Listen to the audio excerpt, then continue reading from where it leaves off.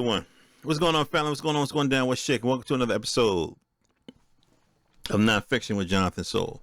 So I want to talk about the Biden jobs bill. Okay, anybody who's been paying attention to the news and the economy knows that we been needed a jobs program. We needed a jobs program since Obama. I mean, he did a little something, you know what I mean? But you know, after Trump got in there, all that shit got cut. So let's talk about what's in the Biden program. Now, I don't trust, the politicians really like that. So I know the White House has a write-up on it, but I go to the media, and let me see here. If I go to, I'm actually going to tell you what Investopedia says. I started investing in the stock market March 2020. That's when everything went to hell. Okay. I was like, what's all this red? You know what I mean? When I was looking at CNBC and Market Watch and everything. At that time, me and my colleague was preparing to have our company start working from home because of the pandemic. So while we, setting everything up and moving accounts and and all that kind of stuff and doing inventory, we had the little screen set up. And we was watching the stock market go down, and I didn't really know what was happening. I'm learning, I'm teaching myself now. So I trust Investopedia. All right. Let's see. This article was written April 27, 2021. Let's see here. Joe Biden campaign on economic platform to shore up the middle class, extend health care, and raise taxes on the wealthy, blah, blah, blah, blah. On Thursday, March the 11th, 2021, Joe Biden won the major economic victory when he signed the American Rescue Plan Act of 2021. All right, so let's just kind of skip. Let's see here. Top line. $1.9 trillion American Rescue Plan. First leg of Biden's economic plan is the law. Provide health insurance coverage for 97% of Americans over 10 years, raise an additional $4 trillion in tax revenue by increasing top tax rate to 39.6%, capital gains, tax on capital gains at ordinary tax rates, and raising corporate tax to 20%, forgive student loan debt and make college free for those making up to $125,000 a year, raise minimum wage to $15 an hour, and repeal right to work laws, expand Buy American policies throughout the government purchasing while using subsidies, federal matching, and incentives to make American products more competitive, invest $1.3 trillion in infrastructure over 10 years, and spend $2 trillion on clean energy. So that sounds good, and I'll get into a little bit more detail, and then I'm going to tell what the context is. Okay, what's the context? Let's see some details. So direct aid, so $1 trillion. So let's see, $1,400 in per person checks to supplement the $600 dollar checks that went out recently. Extended. And this is the details of the American Rescue Plan. So $1,400 checks to supplement the $600 checks that went out recently. Extend emergency and employment insurance to September 6, 2021, and right now it's May 27th. Additional funding for eviction and foreclosure moratoriums. Going on from there, a public health effort reopening schools, $400 billion. Let's see, $20 billion for national vaccination program, $50 billion for massive expansion on testing and hiring 100,000 more public health workers, $30 billion for disaster relief fund for personal protective equipment, and $130 billion to open most schools by spring. Okay, local communities, $400 billion. That's part of $400 billion. Beefing up cybersecurity. This is interesting. In the wake of SolarWinds attacks, and this is before the pipeline thing, which affected federal agencies, Biden wanted $10 billion to modernize and secure federal information technology, Congress approved almost $2 billion. Okay. Healthcare. Let's see here. Let's see. Biden railed against Trump administration's countless attacks on the Affordable Care Act. As president, he promised to protect and build the ACA.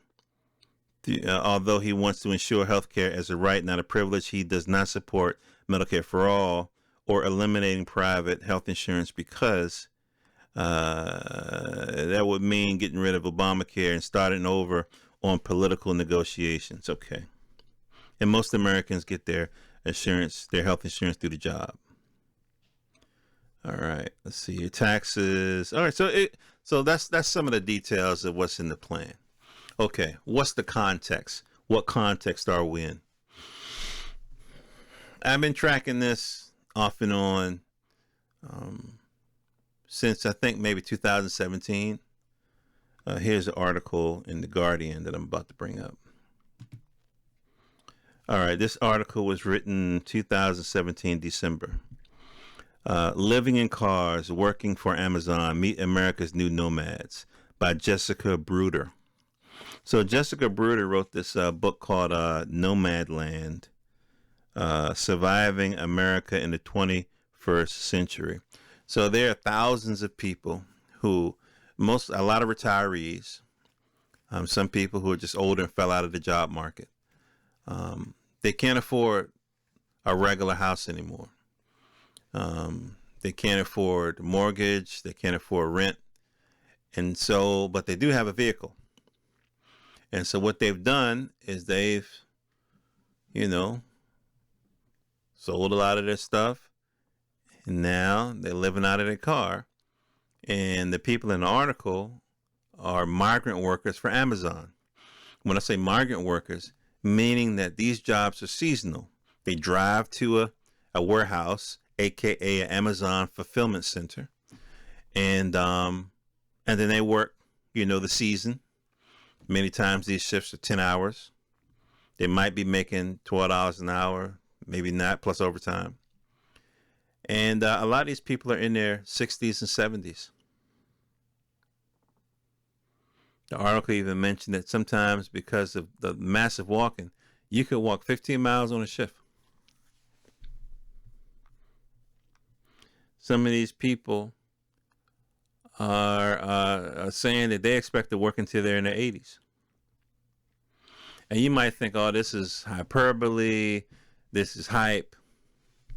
If you type in, like Dick Gregory used to say, if you punch up on your computer, if you go to Amazon delivers.jobs/about/camper force. That's right, family, camper force. On their website, you see a picture of an old white couple with an RV behind them. And they're advertising it. You know what it reminded me of? It reminded me of a scene in this movie. Every black person should see this movie called Sorry to Bother You. It has Lakeith Stanfield in it. And it was written and directed by a brother who used to be in a hip-hop group called, I can't remember. But anyway, he's a very prolific brother.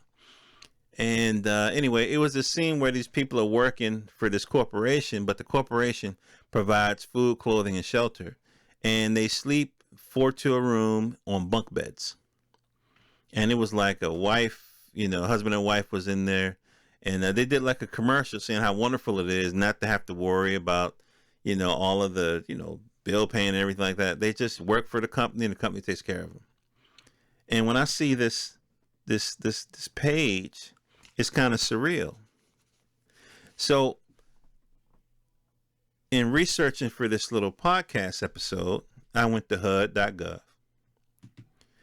And HUD.gov, the new secretary is Marcy Fudge, under Biden. And I'm going to go to the bullet points here. She's saying after a steady reduction of homelessness from 2010 to 2016, homelessness began to spike. basically they're saying under Trump, they didn't call him out specifically, but Trump came in, 2016. So it began to spike after about 6 years of dropping. Let's see here. Veteran homelessness did not decline in 2020. 2020 is the first year that homelessness amongst family households did not fall. This is repeating itself. And people of color are significantly overrepresented. Now, they had this line, which to me was kind of salacious, but I guess it gives you a sense of the overall feeling. On a single night in January 20, 580,000 people, about 18 out of every 10,000 in the United States, experience homelessness across America. That represents a 2% increase from 2019. So they're saying that 18 out of every 10,000 people. So when I think about homelessness, I think about the people you see downtown asking for change by the subway or whatever. But I just hipped you to this whole camper force. So these people are homeless too, but they just have a vehicle that they can sleep in instead of a tent. So now there are degrees or levels of homelessness. So that's kind of like the context that we're in, and this is growing. This lady, it's 2021 now. This article was written in 2018. The article about the Amazon, that was in the Guardian, by the way, and all the articles I reference I put in the description. She's been following this since 2009. There's another article in slate.com. This article is written August 20th, 2018. It's called Living Behind the Wheel. More Americans are sleeping in their cars than ever before. Should cities make space for them? What an odd question. Not should cities help them get back on their feet and get back into homes, but should cities make space for them?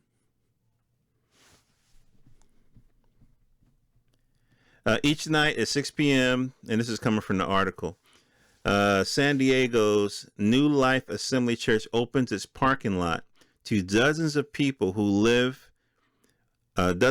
spend the night in their cars. The church is one of 3 sites in the city where the homeless can park. That's odd, a homeless person having a car, but that's really what it is. Where the homeless can park without fear of being ticketed or towed or worse. It's part of the citywide safe parking program that started in 2010. This article was written in 2018. So that means that the shit was building up, and so it got so bad that the city decided to do something about it. Not really help them by giving them, houses that are vacant or whatever, but give them places to park in 2010. So this has been going on for 8 years.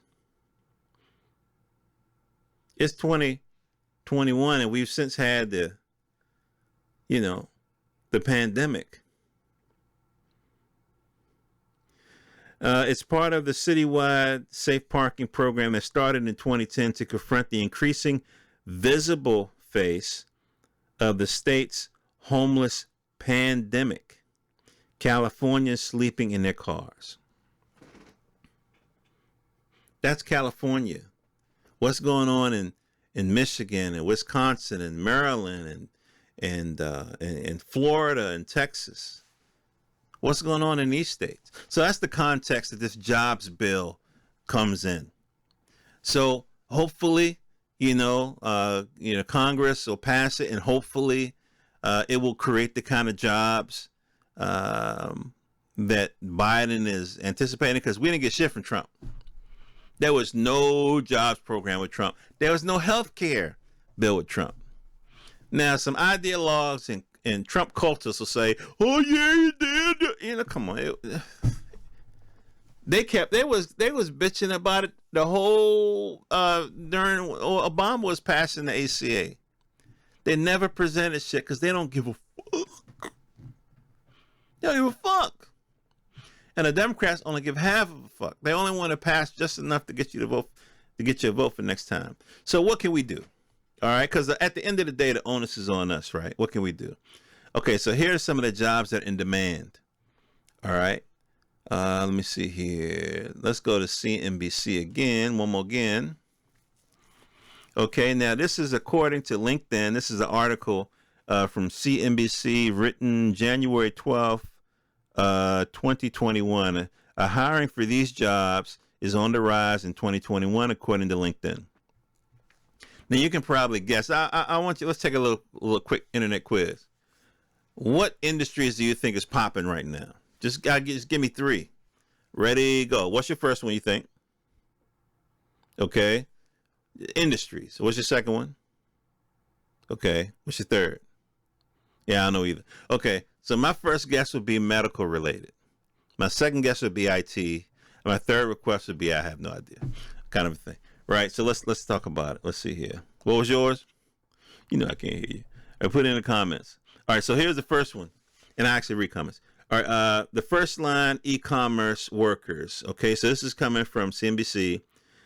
They give like the titles, the percentage up from 2019 in the cities and the salary range.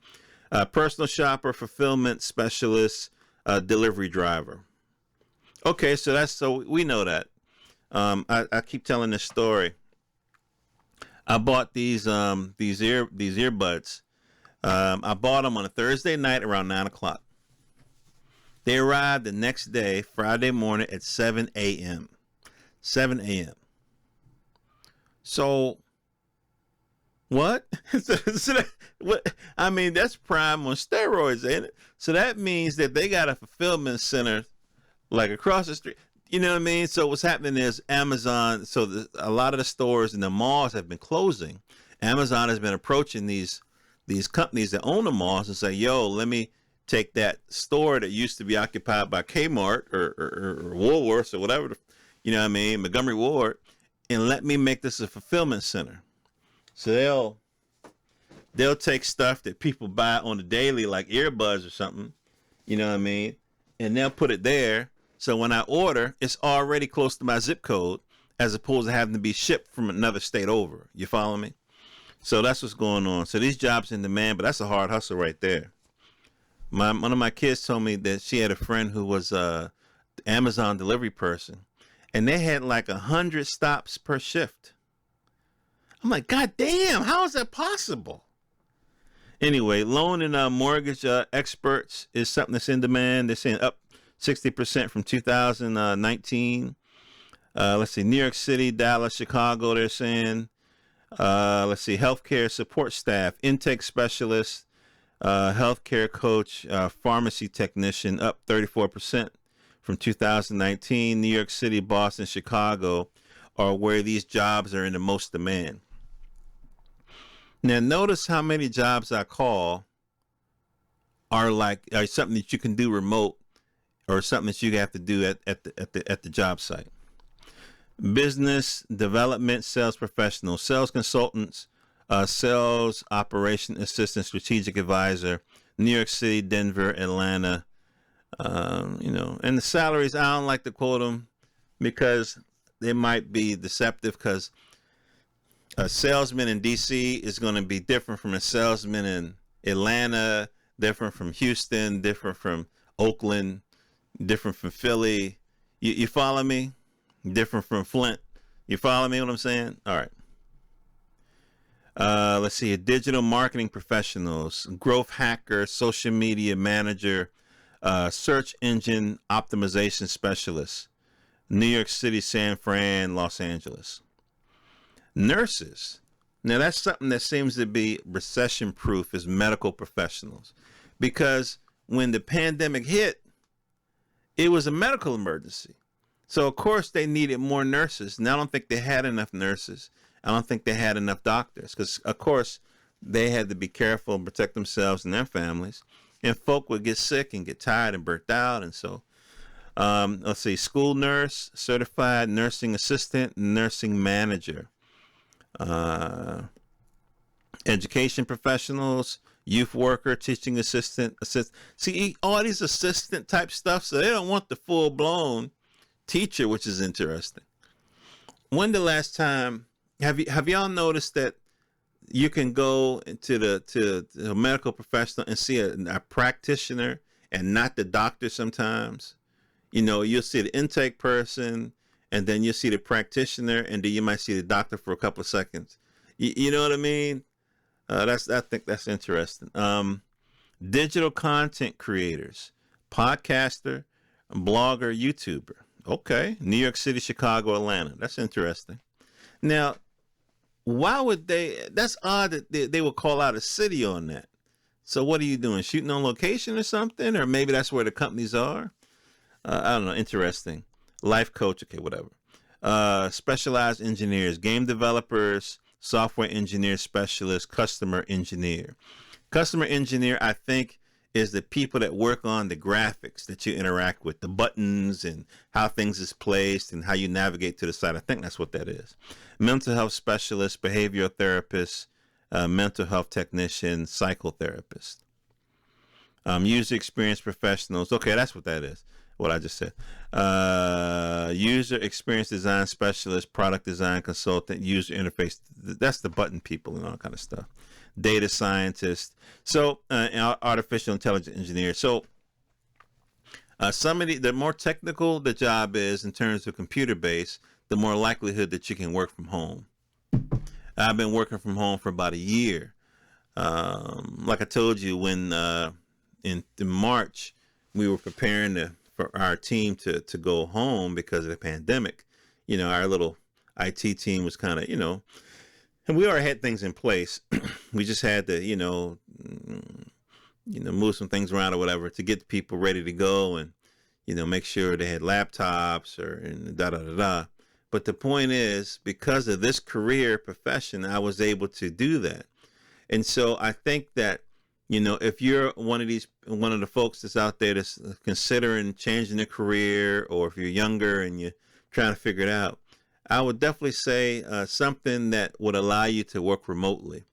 Not only because it's cheaper in terms of transportation, spending money on lunch, all the kind of stuff, Starbucks and all that kind of shit. Also, it's kind of less stress.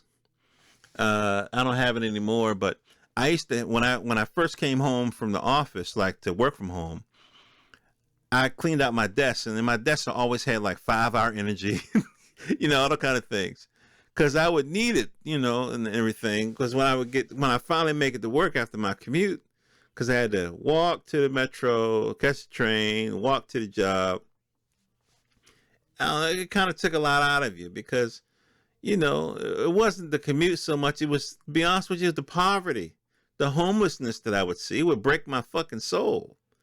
You know what I mean? It's like, it's bad enough to see men out there, to see the women and children sometimes. It's like, and you could never give enough. I was walking to work. God damn, walking to work can be an adventure if you work in the city. Man, I was walking to work one time, and these motherfucking cops fucking hogtied a black woman because she was, I guess, according to them, she was acting up or whatever. And, I filmed it. It's actually on my YouTube channel. I filmed it. And because I wanted to make sure they didn't kill her. And, people was walking by. It's downtown Chinatown, D.C., off of 7th and H, I think. And don't you know, it's just one little Spanish girl that stood with me. Everybody else just walked away like they didn't see shit. And she had a dress on. I said, well, get a cloth to cover a dress. God damn. You know what I mean? And so, I didn't say God damn, but you know what I mean? Them cops are scared as fuck, man. You see one person not act like a sheep, they're like, oh my God. Somebody's actually, you know what I mean? It's like, I wasn't even trying to be, I just wanted to be a human being. And I didn't want to see a human being like that. So that's the kind of shit I would see going to work. So it's an emotional, you know what I mean? So by the time I get to work, man, it's like, fuck, man, I need a pick-me-up. When I started working from home, I didn't need it. Them things sat on my little bookshelf forever, So it's some benefits to working from home, and IT can give you the opportunity. So to wrap things up, I hope the jobs bill does what it's supposed to do in terms of give people an opportunity to make a livable wage without getting in debt in college. Because I ain't gonna lie to you, this college thing seemed like a hustle. When you got classes with very long names, things that make that seem warm and friendly, that's something that the market doesn't give a fuck about. And that's a hustle. They babysitting you, they warehousing you, taking your money. If you got a class with talk about feelings, you know what I mean, whatever, it's like, if they're not teaching you something that the market gives a damn about, it's a hustle. So so I hope that this job bill comes through because people really need it. When I talked about the vehicular homeless people, that's been growing. That's been growing. So it's been growing since, for a while. And it's funny that they mentioned 2010. I think really what happened was that the housing crash of 2008 took a lot of people out economically, and they have never recovered. I think that's what really happened. And so if we can prevent more people from going that way in terms of economic destitute, that would be great. And with these jobs, with these on-demand jobs, I think that we have an opportunity to kind of shore up ourselves against that kind of devastation. So anyway, this is Jonathan Soul, johnathansoul.com. I love you guys. Hope all your dreams come true. If you can, go buy my novel. I have a sci-fi novel called Malcolm Mars. Malcolm Mars.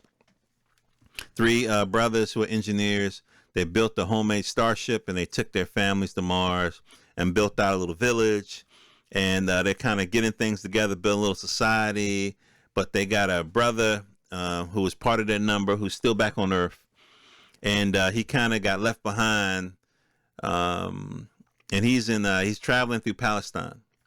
And he's helping the Palestinians kind of build some networks and helping with some IT stuff and different things like that. And he kind of gets involved in their politics. And it's the kind of sci-fi novel that I wanted to see. And it didn't exist, so I created it. So it's called Malcolm. Malcolm like the prophet. Mars like the planet. Malcolm Mars by Jonathan Soul. I think it's like $3. And it'll play on your Kindle or your a Kindle app on any Amazon or iOS device. All right. johnathansoul.com. You can see more of these kinds of podcasts, or I do something more lighthearted called this is Jonathan Soul, and I interview creators who create comic books, and I review comics. So if you want some reading material for yourself, if you're like a comic book nerd like myself, or you have children that you want them to read some comics by Black people, owned and created by Black people, then you can check that out on my comic book review tab on my website or my YouTube channel. Most of my YouTube channel is the comic book stuff because it's lighthearted. All right. Love you guys. Peace.